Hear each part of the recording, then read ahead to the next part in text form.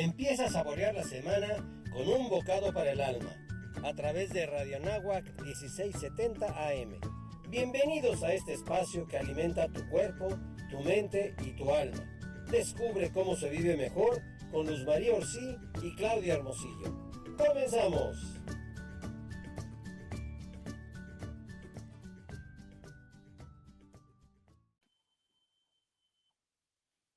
Hola, ¿qué tal? Muy buenos días. Yo soy Luz María Orsí y esto es Un Bocado para el Alma en el 1670 AM Radio Anáhuac que eleva tus sentidos. Estamos aquí un martes más, una mañana más con ustedes, felices de compartir estos temas que psicoeducativos que nos ayudan a aprender. Clau, muy buenos días, ¿cómo estás?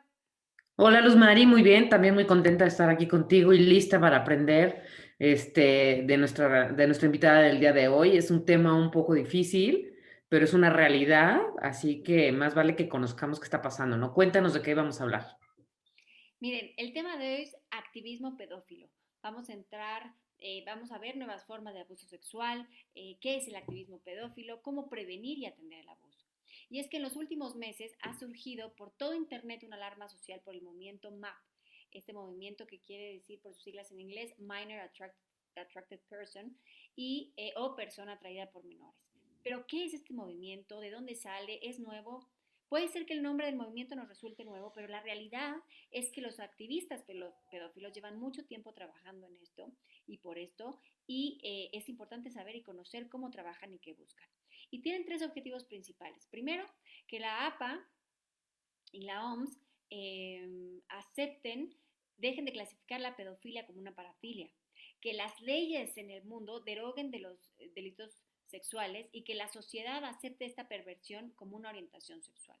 Seguramente llegan a alarmarnos estos objetivos y por tanto pensar que es una iniciativa que no logrará tener éxito es muy tentadora. Sin embargo, este es un movimiento que lleva muchos años trabajando, ideando estos planes y puede llegar a ser una realidad, aunque parezca un tanto cuanto irónico. Por lo tanto, es importante conocer y para conocer más sobre este tema tenemos aquí a María Guadalupe Martínez, quien nos va a platicar más a profundidad de este tema porque tiene gran experiencia en ello. Cuéntanos un poco más de María, Clau. Bueno, nuestra invitada es María Guadalupe Martínez Díaz. Ella cursó la licenciatura en Artes Visuales en CRESP, cursó 2 años de diplomado en Protección del Menor en la Ciudad de México, en la CEPROME. Se certificó, en el modelo comunitario de prevención de la violencia sexual infantil con el DIF Chihuahua y USAID, y es presidenta fundadora de la Asociación Cuidado Infantil Preventivo. Bienvenida, María, ¿cómo estás? Hola, muy buen día. Muchas gracias pues por la invitación. Aquí esperamos pues compartir todo el conocimiento, lo que hemos podido aprender a través de los años. Y pues bueno, muy contenta de estar aquí el día de hoy. Oye, María, cuéntanos por qué de repente, cómo empezaron ustedes, quiénes son, por qué se empezaron a interesar en estos temas, dónde están, a ver, para ubicarnos un poquito en el contexto antes de profundizar en el tema como tal. Nosotras somos un equipo ahorita de puras mujeres, al menos las del consejo de la asociación. Somos Cuidado Infantil Preventivo y iniciamos en el 2015 con la asociación. Todo empezó porque empezamos a ver noticias sobre este tema en específico de que ahorita les iré platicando poco a poco, ¿no? Durante la entrevista, pero estos temas de que ya alrededor del mundo se estaba intentando aceptar a la pedofilia como una orientación sexual más, que ya se le estaba bajando o sea, ya los psicólogos querían dejar de llamarle una enfermedad y ya no, es una orientación, es una decisión, etcétera, ¿no?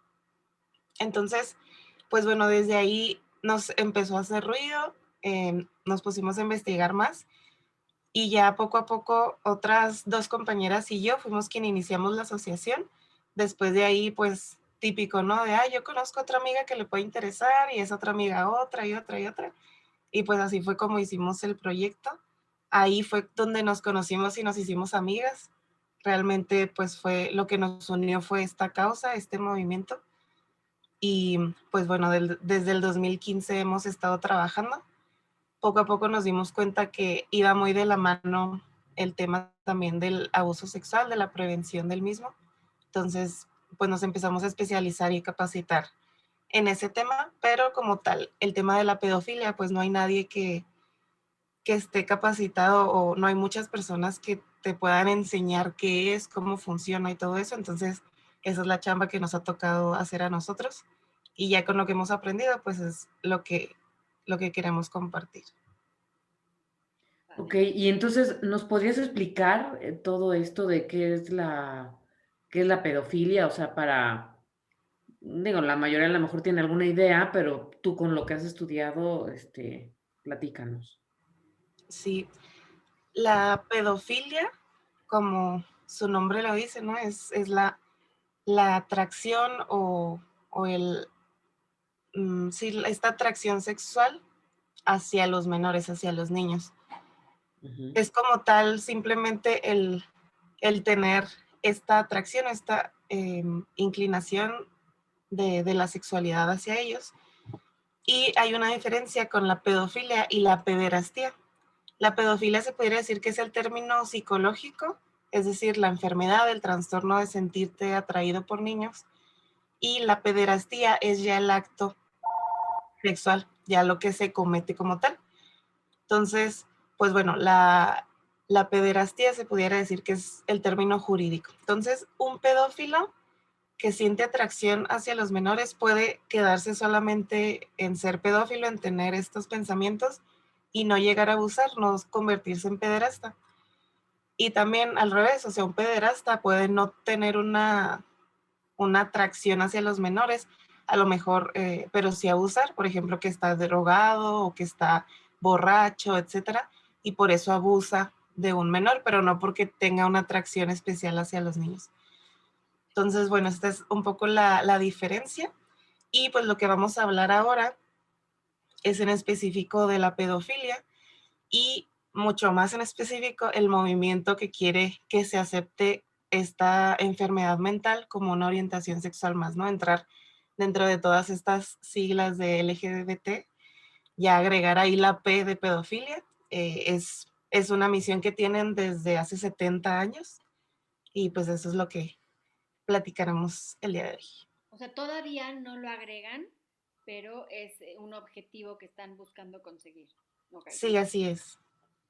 O bueno, y platícanos qué pasos han dado, eh, quién los respalda, ¿no? Porque, pues, ahorita hasta el momento está catalogado como una parafilia o ya se quitó del DSM-5 o todavía sigue considerado como una parafilia. Del DSM-5, justamente que es el manual de como que rige ahí o que pone a nivel mundial los trastornos psicológicos, justo por esos años, alrededor del 2015, 2013 por ahí, quisieron cambiar o quitar del DSM-5 a la pedofilia. Entonces, en estos manuales, mm, en la edición del DSM-5 en particular, fue cuando la pedofilia estaba como un trastorno, así estaba catalogado, y le bajaron pues la intensidad, por así decirlo. Ya venía como una desviación, como una preferencia. Entonces esto es súper delicado porque el bajarlo, el ya decir, ya no es una enfermedad, ya es ahí está medio desviado, o es una orientación, es algo que puede elegir, pues va a abrir muchísimas puertas, ¿no? Entonces, pues bueno, la APA, que es quien hace esto, eh, quitó, le bajó esta intensidad, la gente sí se quejó mucho, hubo mucha presión a nivel internacional de qué está pasando, y la APA dijo así como que, ay, fue un error de dedo, ¿no? Casi, casi que, ups, me equivoqué, lo vamos a cambiar, y pues cambiaron los manuales en digital, pero todos los que ya se habían impreso, así se quedaron con ese cambio. Entonces realmente pues se disculparon entre comillas y fue como, ay, nos equivocamos, no sé por qué, pero en realidad ya estaban avanzando en ese tema como tal. Pues ellos como psicólogos, ¿no? Cambiaron ese punto, pero también desde, desde hace 70 años, desde 1950, empezó este movimiento con dos ex activistas homosexuales. Ya en este tiempo empezaba mucho la aceptación y habían funcionado los movimientos, pues, por ejemplo, a favor de las mujeres, a favor del movimiento de los negros, etcétera. Y pues ellos dijeron, bueno, ya está funcionando esto, vamos a meternos a hacer la misma técnica o a plantear lo mismo con la pedofilia. Entonces, ellos dos empezaron este movimiento y todo el tiempo, hasta los 80s, estaban juntos el movimiento de feministas, de negros, de homosexuales y de pedófilos. Estaban todos juntos en el combo y en realidad pues no había mayor problema, ¿no? Ellos iban juntos luchando sus batallas. Y ya hasta los 80s, Estados Unidos era quien financiaba a la ILGA, que es este movimiento que agrupa a todos ellos. En los 80s, pues empiezan a ver que Estados Unidos les va a quitar el financiamiento porque los empresarios y gente que le da dinero a estos grupos empezaban a decir, oye, no me gusta que estén ahí los pedófilos, ¿no? O sea, como que lo demás igual te lo puedo pasar, pero los pedófilos, pues, ¿qué onda? Empezaron a tener muchas críticas, pues, por parte de la sociedad. Entonces dijeron, no, pues les vamos a quitar el dinero. Entonces la ILGA lo que decidió, pues, fue sacar al movimiento pedófilo de ahí, pero pues no fue como una cuestión moral o que estuvieran en desacuerdo, sino pues fue la intención monetaria, ¿no? Entonces, a partir de ahí, sí. ¿Hay algún, o sea, la pedofilia con la homosexualidad, hay algún tipo de relación o simplemente estaban en el mismo grupo porque iban a usar la misma estrategia de impulsar ciertos derechos o de buscar ciertos derechos, o hay alguna relación entre la pedofilia y la homosexualidad? Es decir, una persona, un pedófilo puede sentir atracción al mismo, o sea, ser pedófilo y homosexual o ser, o sea, los pedófilos tienen una atracción indiferente si es hombre o mujer, o no hay ninguna relación, simplemente estaban en el mismo grupo porque estaban usando las mismas estrategias y entonces estaban uniendo para ser más fuertes. Bueno, pues como te decía, ¿no? Los fundadores del movimiento pedófilo eran homosexuales, entonces, pues ahí en ese sentido, si había una relación directa, dijeron, vamos a usar las mismas técnicas.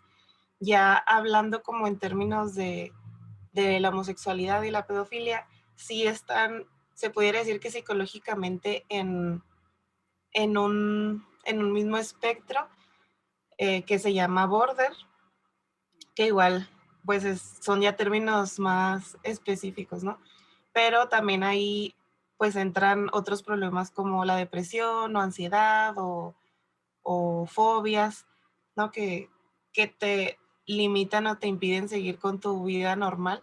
Entonces, pues bueno, o sea, sí hay una relación en ese sentido por la parte afectiva, o sea, ahí hay una rotura afectiva, incluso pues está muy ligada la pornografía con la pedofilia.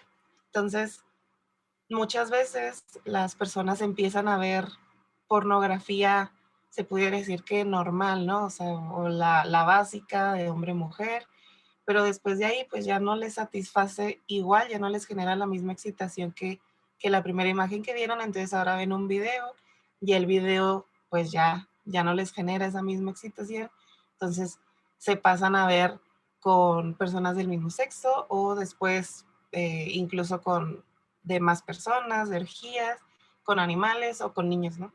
Entonces, ahí es como un debate de está directamente relacionado. Yo creo que más bien es indirecto, pero es esta parte de hay una afectación en la afectividad, en la forma en relacionarse con otros, ¿no? Exacto, sí, clarísimo. Entonces, en los 80s se salen, bueno, los corren para que le sigan dando financiamiento a Estados Unidos.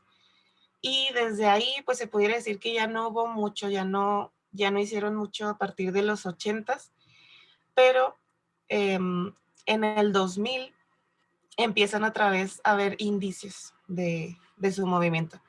En el 2000, como era todo este cambio, ¿no? De ahí el milenio nuevo y todo eso, pues hubo muchos congresos en la ONU, pláticas de ver qué planes se hacían para el cambio climático, para los derechos de las mujeres, etc.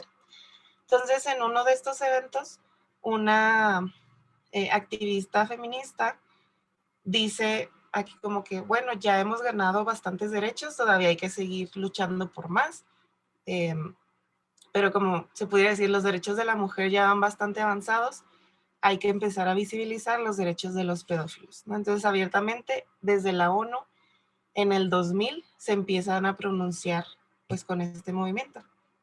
Oye, María, te interrumpo tantito. ¿Qué país es el que empuja más esto? ¿Estados Unidos? ¿Dónde está Mm, más fuerte? Mayormente es Holanda, que ahí es donde más se ha estado dando y donde el movimiento pedófilo pues inició en los Países Bajos y todo eso, es donde inicia, pero de ahí pues toma mucha fuerza con los demás países, pues también que tienen mucho poder en este ideológico, por así decirlo. Claro. Y bueno, eso fue en el 2000, después en el 2006, en Holanda precisamente, se crea un partido político de pedófilos. Ellos eran 3 amigos que se conocieron en la cárcel porque estuvieron, o sea, estuvieron pues ahí cumpliendo su condena por tener pornografía infantil. Y pues bueno, ahí en la cárcel yo creo que se hicieron muy amigos, dijeron, somos del mismo bando, pues vamos haciendo nuestro partido político. Y en el 2006 oficialmente ellos se postulan, la sociedad pues no los aceptó, o sea, no llegaron a los suficientes votos para poder seguir en la contienda, pero en su discurso de despedida del partido, ellos dijeron, vamos a volver cuando la sociedad esté lista.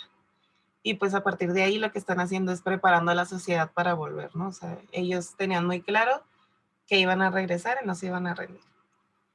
Y luego, pues ya como que avanzando un poco en el tiempo, ¿no? También ya fue esta parte de qué pasa con la APA, que como que su error, ese errorcito pequeño que cometen de quitarle pues gravedad al asunto de la pedofilia. Y ya como tal en México, en el 2015, entra la Ley General de Niñas, Niños y Adolescentes. No sé si la han escuchado. Esta fue una reforma, bueno, una ley general que se quería poner y estuvo ahí en discusión y tenía varios, se puede decir que varios puntos que muchos estaban discutiendo si sí o si no. Entre ellos, pues era, por ejemplo, libertad para los niños, libertad de religión, ¿no? O sea, si ellos querían ir a misa o no, los papás no los podían obligar. Y dices, bueno, o sea, ok. Y luego tenían libertad de elegir hasta si querían ir a la escuela o no. O sea, realmente suena muy loco, pero como estaban marcadas esas reformas, pues era así, ¿no? Que los niños podían decidir si querían ir a la escuela o si no, era su derecho. Y también ahí decía libertad, empezaron a manejarlos, al menos en México, todo esto de los derechos sexuales de los niños. Entonces era como libertad de tener una relación afectiva con cualquier persona, ¿no? Entonces pues habría la posibilidad de qué persona, pues la que sea y de la edad que sea, etcétera. Y también, Esta regla es una regla aparte, digo, esta ley es una iniciativa de ley diferente a la de los niños trans, ¿verdad? sí, O sea, están como contemporáneas, pero no es la misma, son diferentes. sí, ahorita más adelante llegamos a ese punto, porque sí, em, siempre hay, pues tenemos nuestra constitución, pero a nivel internacional, pues de repente hay alguna ley que es como, oye, tienes tú México o tú Colombia o tú Estados Unidos, pues tienes que como incluirla, ¿no? O es importante que la tengas en cuenta. Y pues esta es una de ellas, ¿no? La Ley General de Niñas, Niños y Adolescentes.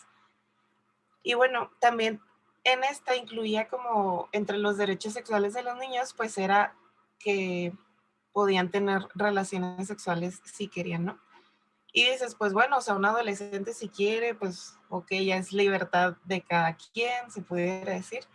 Pero lo que empezaron a implementar, todavía ni siquiera estaba aprobada esta ley y empezaron muchos gobiernos, al menos aquí en nuestro estado, en Chihuahua, empezaron a poner la cartilla de derechos sexuales de niños y donde se les daba programas y les iban a dar pláticas y les regalaban condones a niños de 10 años, de si quieres tener relaciones, pues ten, aquí nada más cuídate. Entonces realmente fue muy delicado, al menos aquí en Chihuahua se pusieron algunas barreras, o sea, sí está esta ley general, pero tiene sus reservas, ¿no? O sea, no se aprobó así como venía a nivel internacional. Y bueno, después de eso fue en el 2018 que sale justamente los videos de TEDx que empiezan a promover la pedofilia.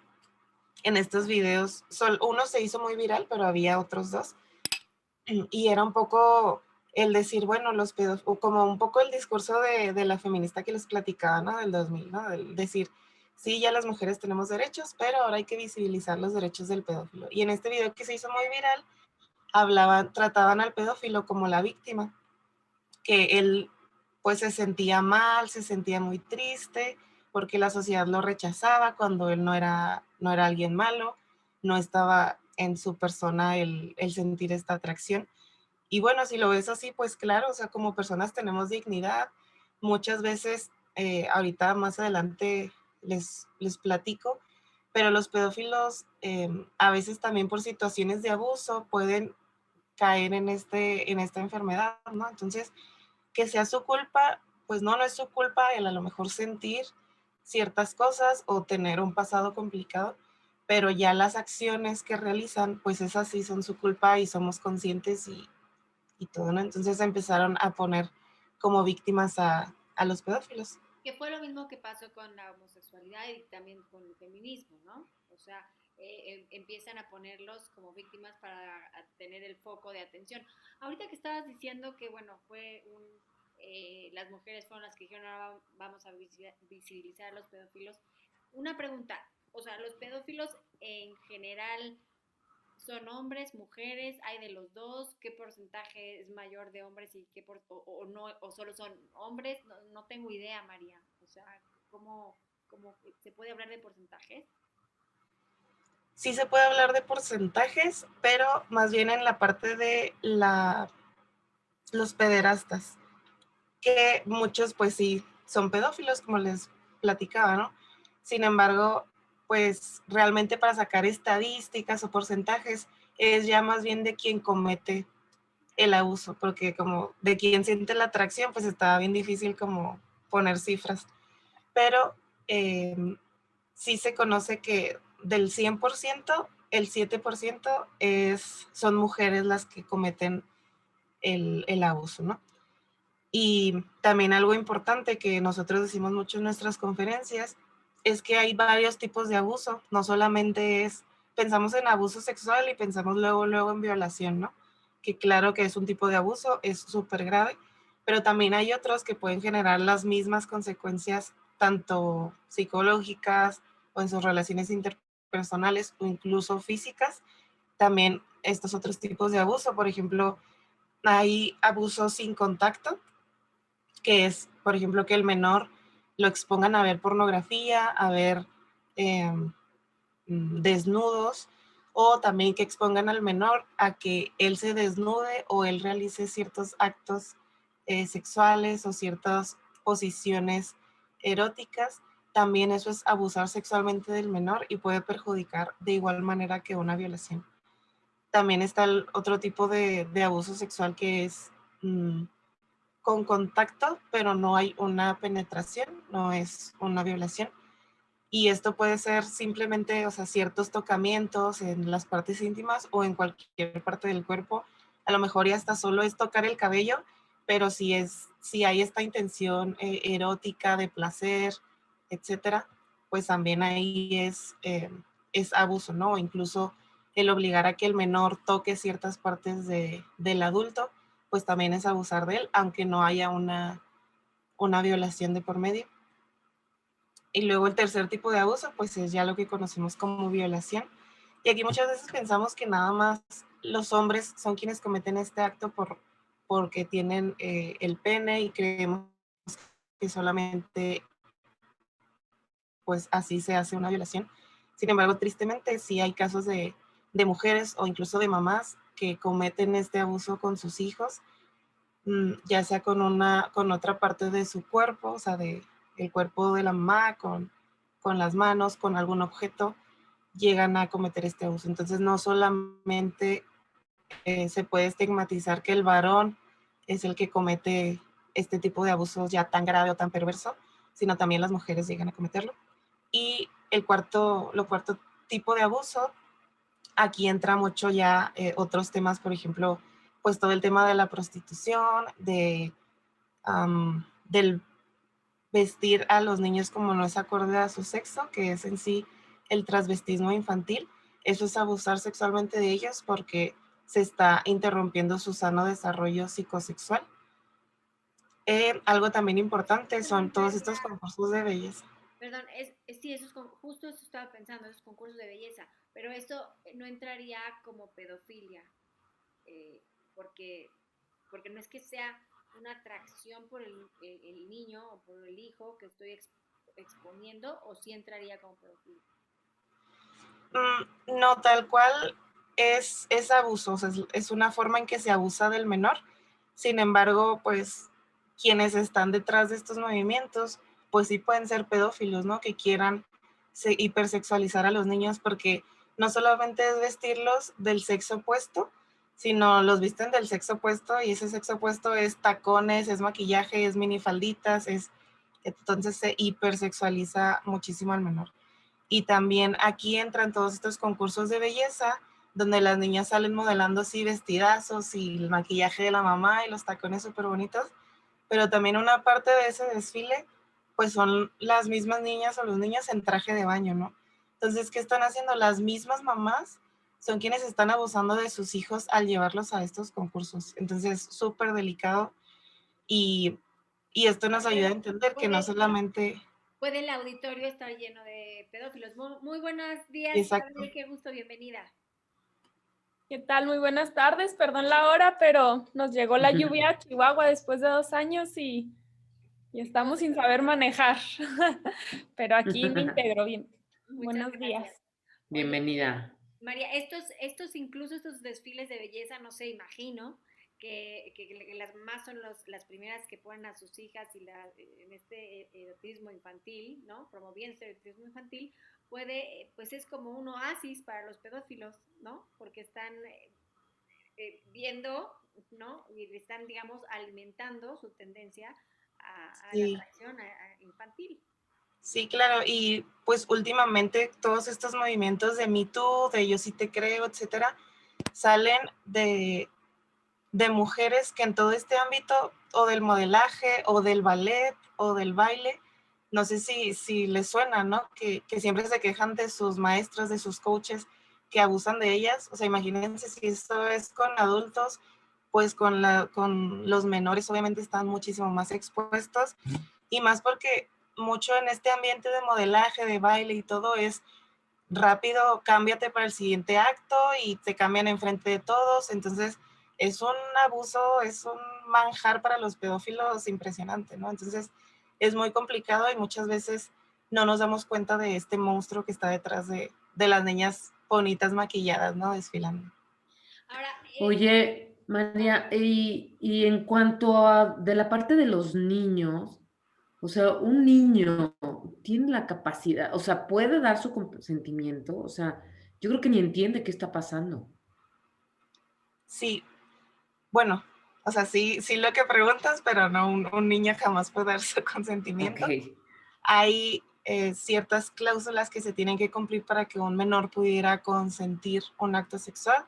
La primera es que sepa qué es ese acto sexual que se va a hacer, ¿no? O sea, que sea consciente de que, cuáles son los pasos o las características de ese acto. En segundo lugar, es que sepa las consecuencias que pueden haber con ese acto, ¿no? O sea, que si algo va a cambiar con mi cuerpo, con mi relación con esa persona, con mi relación con los otros, psicológicamente, que sepa todas las consecuencias que va a haber. Y en tercer lugar, que haya una igualdad de poder, una igualdad de condiciones, es decir, que el adulto y el menor estén en igualdad de condiciones. Ninguna de estas tres se puede cumplir, o sea, el menor no es consciente, no sabe realmente qué significa un acto sexual o qué implica, obviamente no va a saber las consecuencias y jamás en ninguna situación pues van a estar en igualdad de poder un adulto y un menor, ni físicamente, o sea, en sí en los cuerpos, ni intelectualmente, ni psicológicamente, ni todo lo que ha vivido un adulto a lo que ha vivido un niño, pues obviamente es súper diferente, ¿no? Sí pasa que a veces... Una pregunta, si tienen 18 años, puede de todas maneras determinarse como, digo, ya es mayor de edad, pero podría determinarse como abuso, aunque sea mayor de edad, porque no sé, me estoy imaginando un chavo, una mujer de 18 años con uno de 50. Entonces, sí es mayor de edad, pero evidentemente no tiene no tiene estos puntos que tú nos estás diciendo para que haya un consentimiento. Entonces, ¿se puede catalogar como abuso? Pues ahí legalmente, si da su consentimiento, pues no, pero realmente, pues ya profundizando un poco más, claro que entran muchísimos otros factores, ¿no? A los 18 realmente no sabes qué hacer con tu vida, qué vas a andar sabiendo de si dar todo tu cuerpo a otra persona, o sea, realmente es bien complicado ahí ese tema. Pero bueno, les decía que a veces puede parecer que un niño dé su consentimiento o incluso pida participar en un acto sexual. Pasa mucho que cuando un niño es abusado de, no sé, fueron juegos sexuales donde se tocaban las partes íntimas, después vaya con esa misma persona que abusó de él y le diga, ay, quiero que juguemos como el otro día, o que quiero que toques estas partes, o sea, incluso lo pueden decir así, pero no es que estén dando su consentimiento o que quieran ese acto realmente, sino que son niños que les falta mucho afecto, es la única forma en la que han recibido un poco de atención, un poco de cariño, es la única forma que conocen de amor, pero no quiere decir, pues no son conscientes de que realmente ese es el consentimiento, ¿no? O con eso están diciendo que sí, pues realmente no es el caso. Ahora, no, y no saben todo lo que implica realmente, ¿no? No, ni se los van a decir.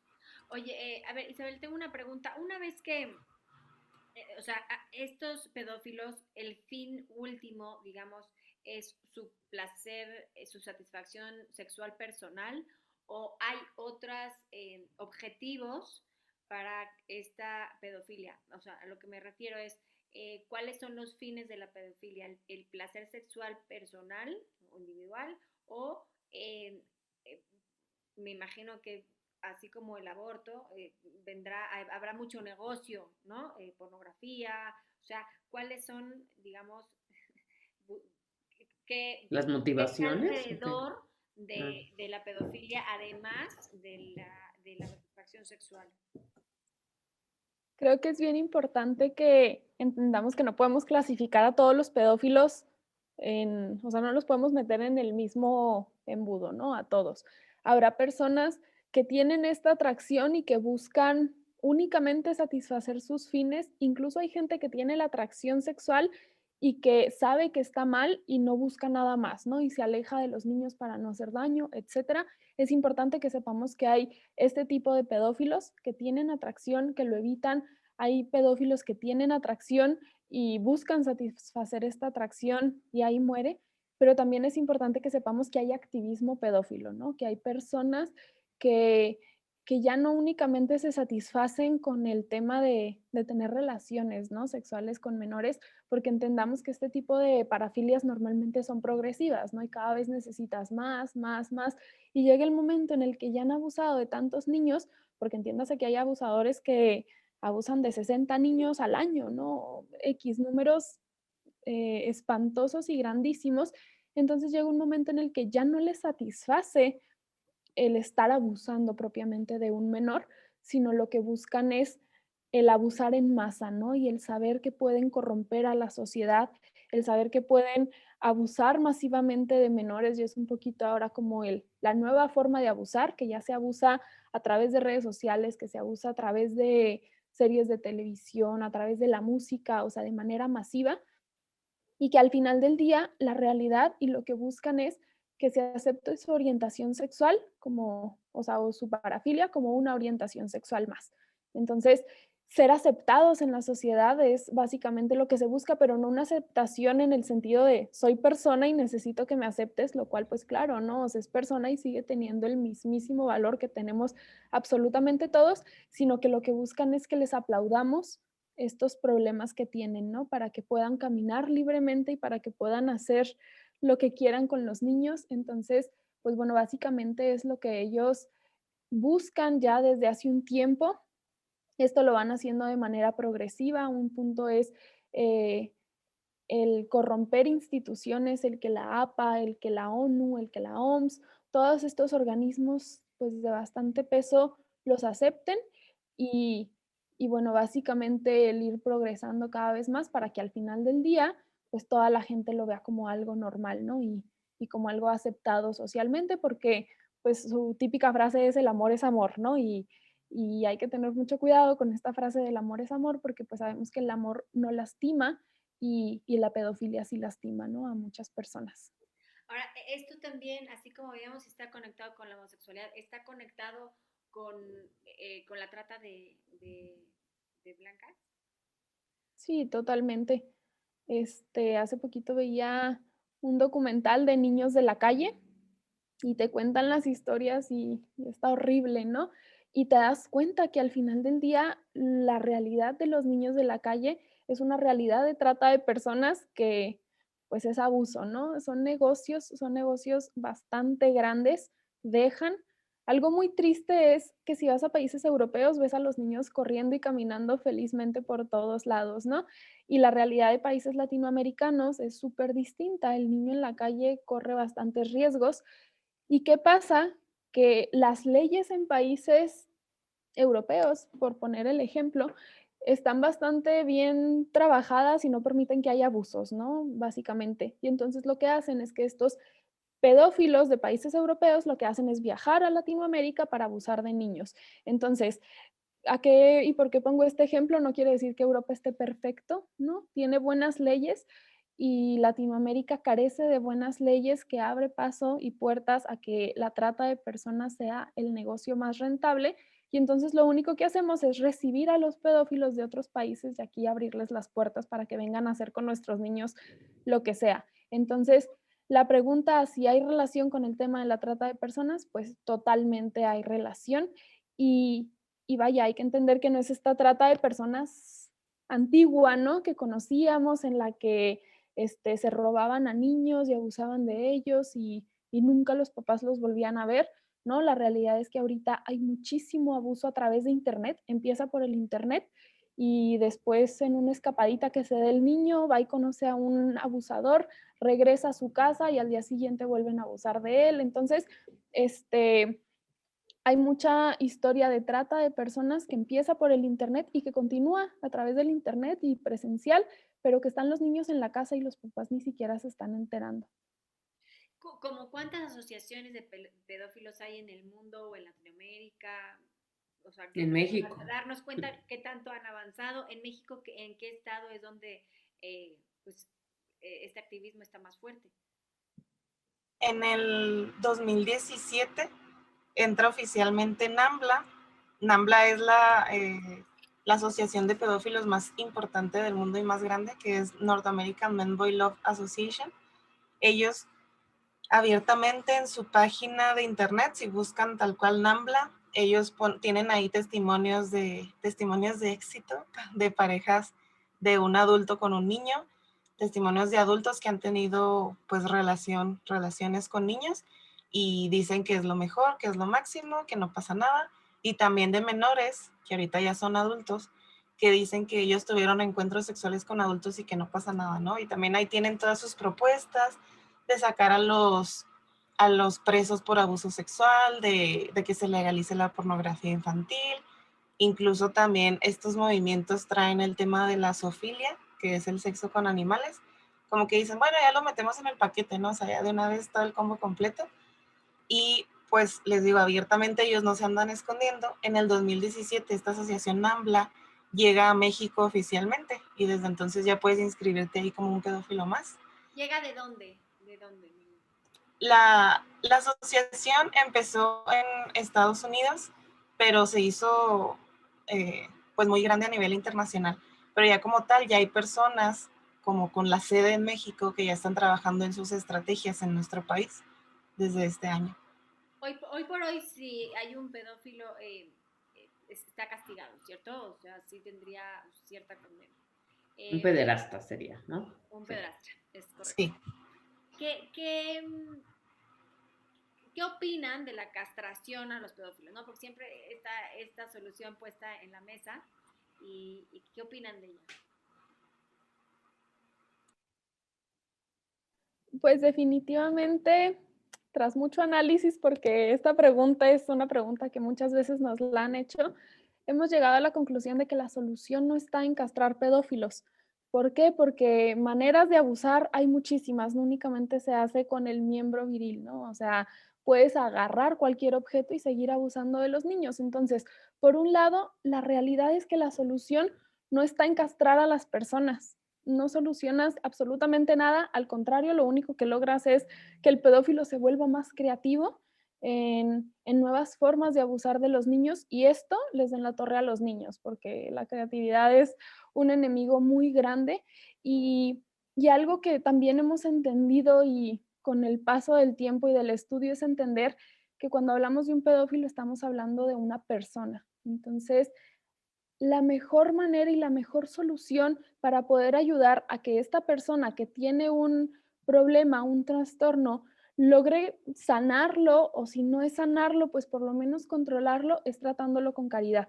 En la medida en la que más maltratas al, al criminal, ¿no? De cualquier cosa, más criminal lo vuelves. Y en el momento en el que, o en la medida en la que le das un trato más digno y le ayudas a recordar su calidad humana y todo lo bueno que tiene por ser persona, entonces es más fácil que tienda un poquito a buscar el bien. Entonces, ¿qué pasa? Y qué es con lo que nos hemos encontrado muchísimo la realidad de nuestro país es que hay procesos legales bastante malos. Entonces, agarras al presunto culpable, que puede o no ser culpable, no lo sabemos, lo metes a la cárcel, si se enteran que viene por un tema de pedofilia, así le va en la cárcel, lo tratan horrible y de repente el juez dictamina que no fue culpable. Sea o no culpable, no nos importa ahorita, sale y tienes a una persona potencialmente muchísimo más mala porque así lo trataron Claro, con... llena de resentimiento y coraje, enojo, por supuesto. Exacto, y con una indignidad horrible, y entonces sale y tienes una persona muchísimo más peligrosa. Por tanto, pues no, definitivamente esa no es la solución, el estar castrando personas y el tratarlas mal y el denigrarlas mal, más no da la solución al problema, al contrario, la acrecenta, y en la medida en la que con justicia, porque es importante no olvidarnos de la justicia y que al final del día nuestro primer interesado es el menor y a quien hay que tratar y buscar que se dé la justicia es con el menor, también es importante no olvidarnos que la otra parte es persona y por tanto vamos tratándola pues también de manera digna. Oigan, y entonces, cómo podemos colaborar para prevenir y estar en alerta constante? O sea, ¿qué podemos hacer? Bueno, ahorita algo bien importante que estamos haciendo es justamente esto, ¿no? El informar, el visibilizar el tema, como que está muy de moda ahorita, visibilizar el problema, pero realmente ayuda mucho, o sea, este tema es bien tabú, este tema todo el tiempo que lo damos o que vamos a lugares es como que, ay, qué miedo, qué difícil tema, no lo quiero hablar, mejor me tapo los ojos y no lo veo, ¿no? O sea, si no lo veo no existe. Y en realidad es que el abuso, entre menos visibilidad le demos, más va a seguir pasando. Entonces, una forma muy importante de poder prevenir, de poder tanto prevenir el abuso, como también prevenir que estos movimientos de la pedofilia o este activismo pedófilo avance, es hablando sobre el tema, es ponerlo sobre la mesa, empezar a difundir, obviamente cuidar también qué vemos y qué consumimos, qué tanto aceptamos que entre tanto en nosotros como persona como en la sociedad, ¿no? O en las escuelas, que muchas veces le aplaudimos al niño que baile y cante reggaetón, cuando el reggaetón es, pues, pornografía artística, ¿no? Se pudiera decir prácticamente.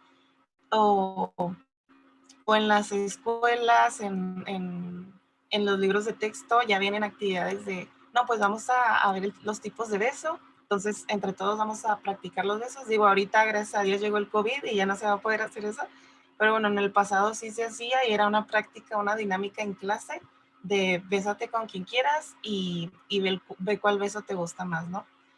Entonces, pues es muy importante sí visibilizar el tema y pues obviamente apoyar programas que trabajen con la prevención del abuso o apoyar asociaciones, en este caso, pues como que aprovechando el comercial, pues apoyar asociaciones como la nuestra que trabajamos con estos temas, porque son complicados, pero alguien tiene que hacer algo, ¿no? Y si alguien está haciendo algo y tú no puedes a lo mejor apoyar directamente, puedes apoyar de muchas formas a este tipo de instituciones que trabajamos con los temas.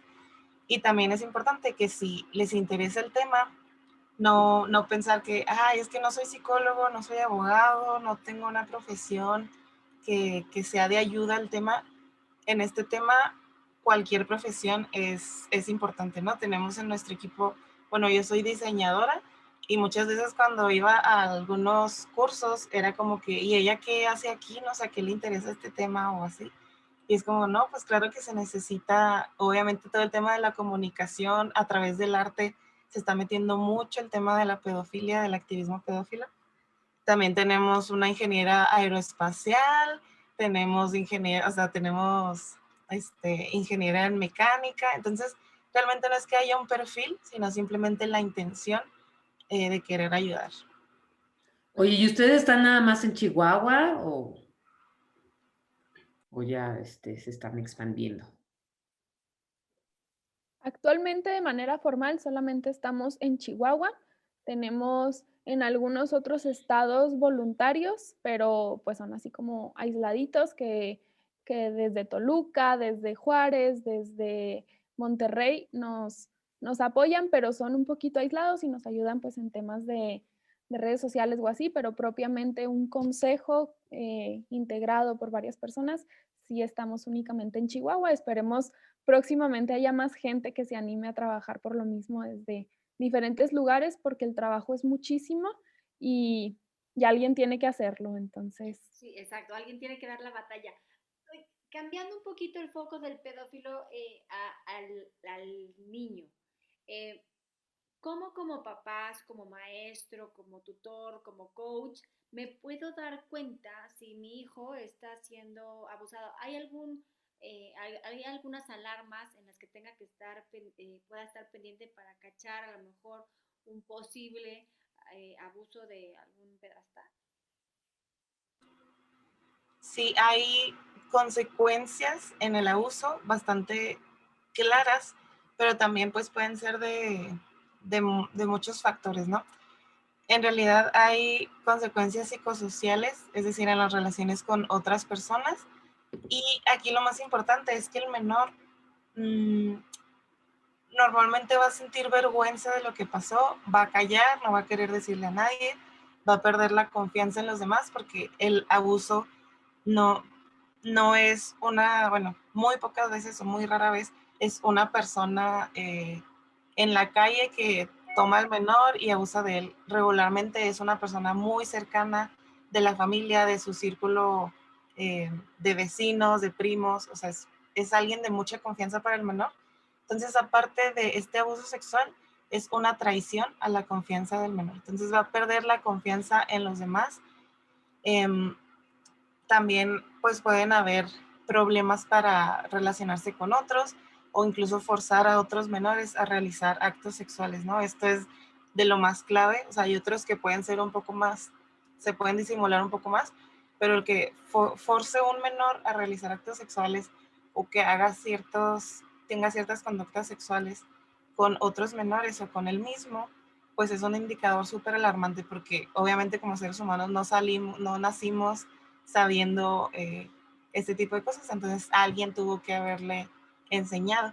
También es importante, como les comentaba hace rato, que hay consecuencias físicas, tanto cuando es una violación, en este caso, pues pueden haber enfermedades de transmisión sexual o dolor al ir al baño o incluso pues sangrados, pero si no es una violación, incluso si solamente es a través de internet, que el menor vio una imagen pornográfica o un video, también puede haber consecuencias físicas porque el abuso sexual, este shock genera un riesgo, ¿no? Este estado, este trauma, baja las defensas cuando estamos bajo mucho estrés o en un trauma, nuestras defensas están súper bajas y puede entrar cualquier enfermedad.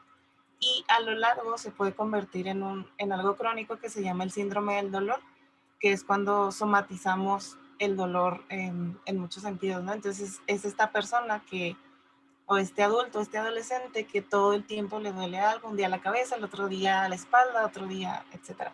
Entonces, Entonces, no lo relacionas, ¿no? O sea, no relacionas exacto. todo eso con... Es el peligro, que el pobre niño está somatizando todo a través de dolores de estómago, dolores de cabeza, y tú como papá le estás dando una aspirina o un Alka-Seltzer.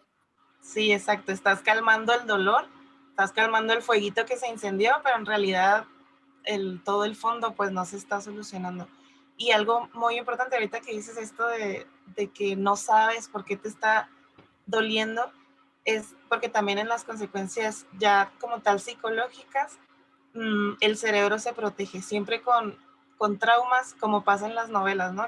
Que la protagonista se cae de las escaleras y solo recuerda cuando se iba a caer y luego ya está en el hospital. O sea, esto no es fantasía, con el cerebro sí pasa eso, que obviamente se protege de no estar recordando todo el tiempo el trauma de cuando se cayó, se pegó, se lastimó. Entonces se va a proteger y va a guardar ese recuerdo muy, muy en el fondo. También por eso dicen que las mamás no recuerdan el dolor de parto hasta que lo vuelven a tener y dicen, ay, ¿qué hice? Porque el cerebro obviamente no te va a estar recordando cada vez cómo sufriste, ¿no? Cómo fue ese dolor. Y esto pasa con los dolores físicos, pero también con los dolores emocionales. Entonces, el que recuerdan su abuso hasta los 30, hasta los 40 años, y no es como, ay, su cerebro se protegió tanto de ese shock para no estar recordando todos los días ese sufrimiento, y crecen con todas estas consecuencias físicas, emocionales, en su relación con otras personas, y no saben qué es lo que les está causando todo ese dolor, ¿no? Entonces también pues puede haber ansiedad, ideas suicidas, el suicidio está súper relacionado con el abuso sexual, y pues bueno, la verdad también hay consecuencias en sí en los comportamientos, ya sea que tenga miedo a ciertos lugares o a personas que le recuerden el abuso. Si su abusador tiene bigote, a lo mejor cada vez que vea a un señor con bigote le va a dar miedo, no necesariamente porque él sea el abusador, pero más bien se anclan ciertos recuerdos, ¿no? O también que escriba o dibuje o juegue con cosas de miedo o con cosas sexuales, pues son indicadores súper altos. Y pues lo principal aquí es que la conducta del menor va a cambiar cuando hay abuso. O sea, ya sea para bien, si le iba bien en la escuela, le va a empezar a ir mal. O si le iba mal en la escuela, le va a empezar a ir bien. Siempre depende del niño de cómo se comporta, ¿no? Si era muy sociable, ya no va a ser tanto, o al revés. Siempre, pues es de estar atentos, ¿no? Y por eso es importante que los papás conozcan a sus hijos, sepan cómo son, cómo es su personalidad, para en cualquier cambio, pues ver qué está pasando. Y siempre nos gusta decir cuando decimos las consecuencias, es que sí, el abuso daña horrible, daña toda la persona, tu cuerpo físicamente, tu espiritualidad, tu alma, todo. Pero no quiere decir que ya vas a vivir sufriendo toda la vida. Regularmente, pues todos estos dolores o estos sufrimientos se hacen crónicos porque no hay una atención adecuada psicológica o psiquiátrica de estos temas. Entonces en México no tenemos una cultura muy fuerte de ir al psicólogo, de ir al psiquiatra si es necesario, y por eso la gente crece con muchos dolores, con muchas heridas desde la infancia, pero hay esperanza, sí hay esperanza, si no, no siguiéramos aquí, de locas estaríamos trabajando. Entonces, pues bueno, también eso es importante entenderlo. Buenísimo, sí, me queda claro. Nos ha tocado algunos casos que justamente se recuerdan el abuso en el momento que se casan, ¿no? Porque vuelven a tener relaciones sexuales y entonces ahí hay cierto rechazo a la pareja y el pobre hombre dice, pues, ¿qué pasó? O sea, y entonces en terapia recuerdan este abuso de la infancia que tenían, como bien dices tú, María, ahí guardado y que el cerebro para proteger ahí ocultó y sale, ¿no?, a la luz mucho más adelante y entonces, bueno, gracias a eso se empieza a trabajar.